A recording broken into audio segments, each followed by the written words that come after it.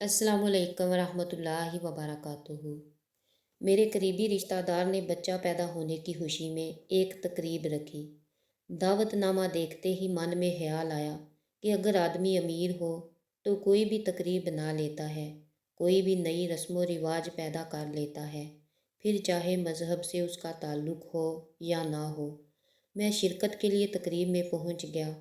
बहुत ही शानदार माहौल था। हर तरफ रंग बिरंगे कुमकुमे रोशन थे। अनवाउ इकसाम के लजीज खानों की खुशबू से पूरा माहौल महक रहा था। गर्मी का मौसम होने के बावजूद शामियाने में पुरलुत्फ ठंडक महसूस हो रही थी। शामियाने में बड़े बड़े वाटर कूलर चल रहे थे, जिसके पानी में इत्र मिलाया गया था। हर तरफ खुशी का माहौल था। कहके गूंज रहे थे। धीमी आवाज़ में मौसीकी चल रही थी और लोग लजीज खानों का मज़ा ले रहे थे। हर फर्द अपनी मस्ती में मस्त था।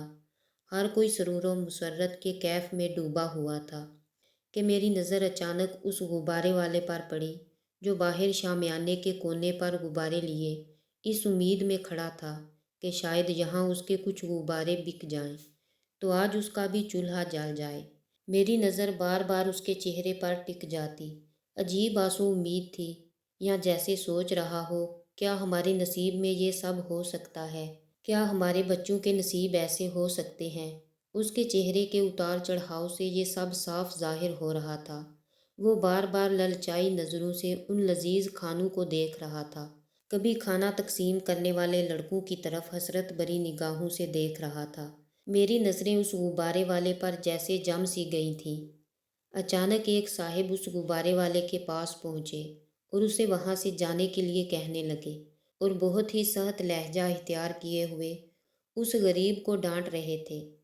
उस गरीब की आंखों में आंसू आ गए। फिर मुझसे रहा नहीं गया। वैसे मैं कोई फरिश्ता सिफ्त इंसान नहीं हूँ, लेकिन उस गुब्बारे वाले की ये हालत मुझसे देखी ना गई। मैं उन साहिब के पास गया और कहा, आपको क्या तकलीफ़ है जनाब? इस गरीब के यहाँ खड़े रहने से अपने रोज़गार के लिए खड़ा है, किसी की जेब तो नहीं काट रहा है। वो साहिब कहने लगे, जनाब ऐसे लोगों का क्या भरोसा।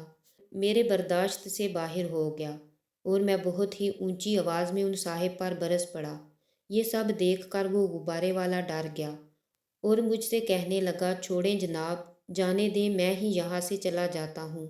चीहो पुकार सुनकर मेज़बान साहिब भी वहाँ तशरीफ़ ले आए और जब उन्होंने पूरा मुआजरा सुना तो गमगीन हो गए।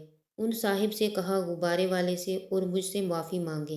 मैं हैरत ज़दा हो गया, लेकिन वो साहिब माफ़ी मांगने की बजाय गुस्से से वहाँ से चले गए। फिर मेरी आंखों ने एक और करिश्मा देखा। उन मेज़बान साहिब ने गुब्बारे वाले को बड़ी इज़्ज़त व एहतराम से खाना खिलाया और उसके साथ बच्चों के लिए खाना भी पैक करके दिया। अल्लाह कितना रहीम है। और मेज़बान तो फरिश्ता सिफ्त निकला।